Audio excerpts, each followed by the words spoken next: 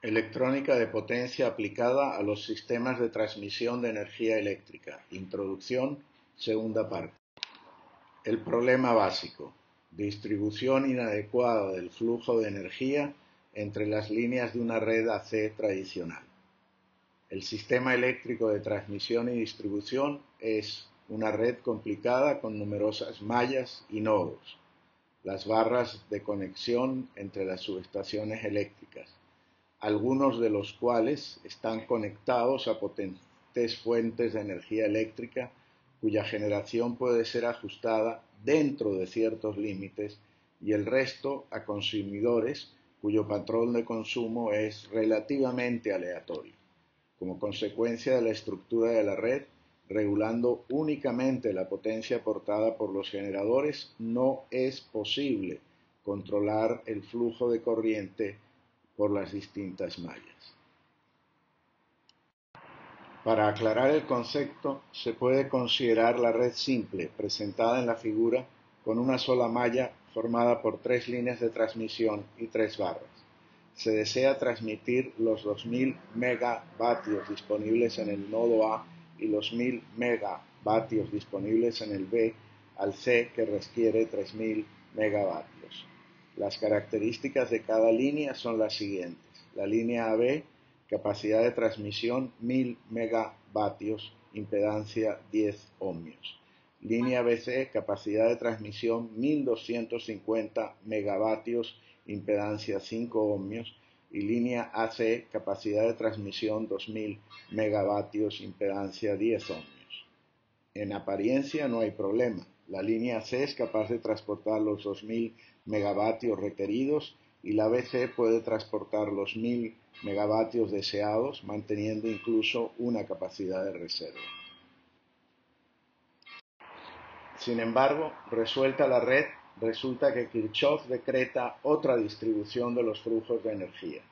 La línea AC solo está transmitiendo 1400 megavatios. Hay un flujo de 600 megavatios en la línea AB. La línea BC, transmitiendo 1600 megavatios, está sobrecargada en un 28%, 350 megavatios.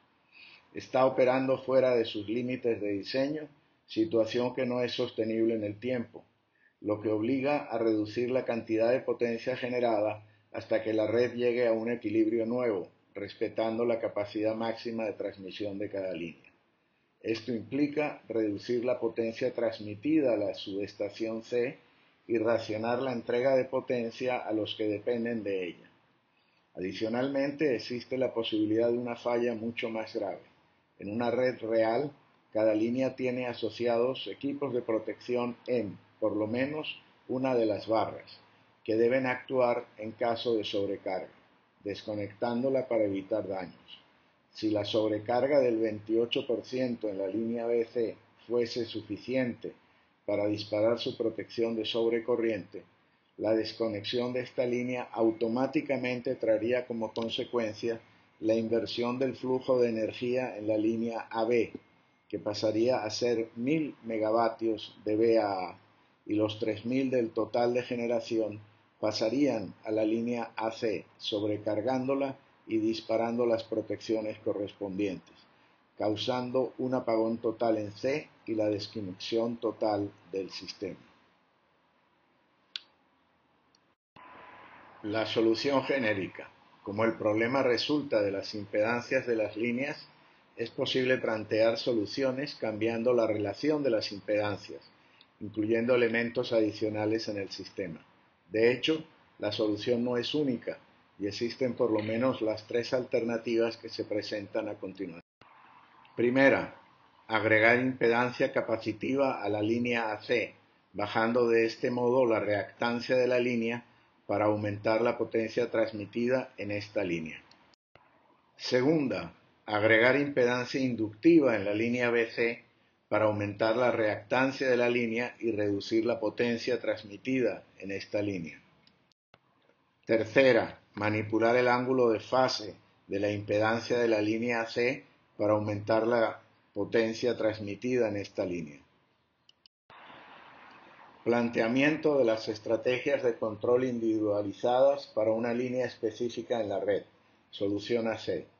La lámina muestra el caso genérico donde una línea aérea de transmisión con impedancia inductiva X y resistencia y capacitancia despreciable conecta dos barras, cada una con una cierta capacidad de generación y consumo.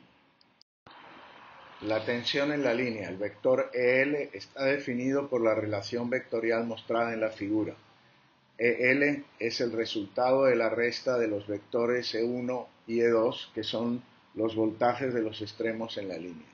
Si X es la reactancia de la línea, la magnitud del vector de la corriente en la línea, IL es EL entre X, y su ángulo de fase es 90 grados en retardo con respecto a EL. Es importante tomar en cuenta que, en una línea típica, la caída de tensión en la línea debe ser pequeña en comparación con la tensión de transmisión, por lo que el ángulo entre los vectores E1 y E2 debe ser también pequeño. El flujo de corriente en la línea se puede controlar controlando el vector EL de la tensión o la reactancia X o el ángulo delta entre los vectores. La lámina presenta el diagrama vectorial completo con las relaciones entre las potencias activas y reactivas en los dos extremos de la línea.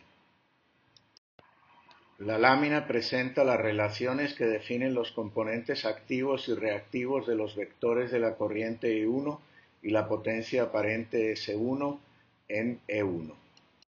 La lámina presenta las relaciones que definen los componentes activos y reactivos de los vectores de la corriente I2 y la potencia aparente S2 en E2. Despreciando las pérdidas en la línea, la potencia real en ambos extremos debe ser la misma.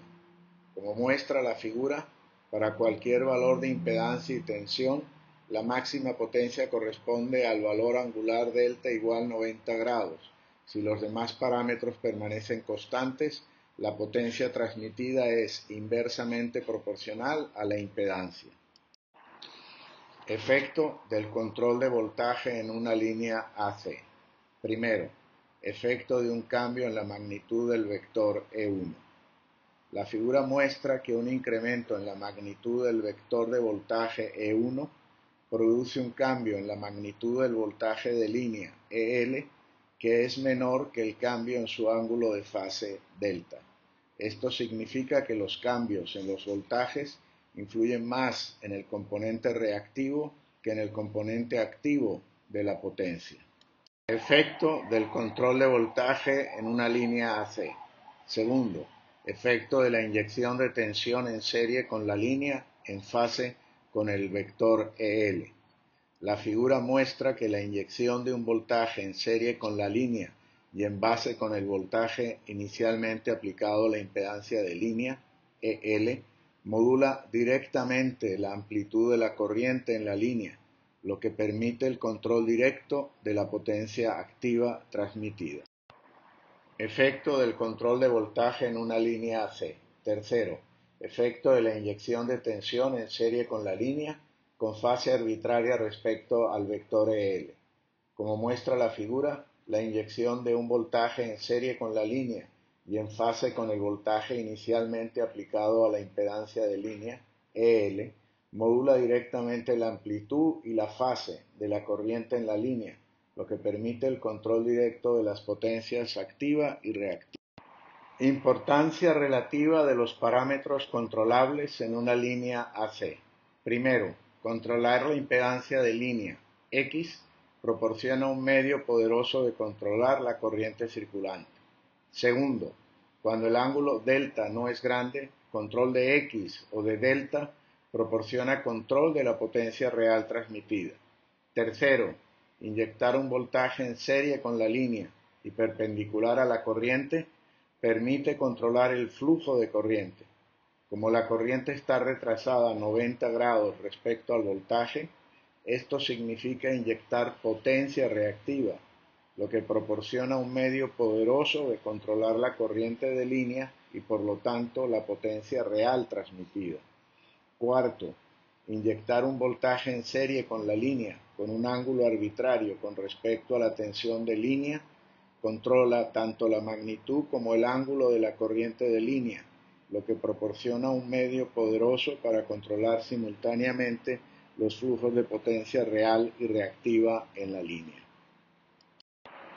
Un ejemplo para aclarar conceptos. Considerando valores típicos, una línea de 500 kilovoltios operando a 2000 amperios transmite una potencia trifásica de 1800 megavoltamperios y sobre una distancia de 200 kilómetros puede tener una caída de tensión del orden de unos 60 kilovoltios. Para una compensación de voltaje serie de 25%, la potencia nominal Pn del equipo por fase sería 30 megavoltamperes. Esto es 90 megavoltamperes para el sistema trifásico, que es solo el 5% del flujo de 1800 megavoltamperes por la línea, y la caída de tensión sería del orden de 15 kilovoltios a plena corriente de carga.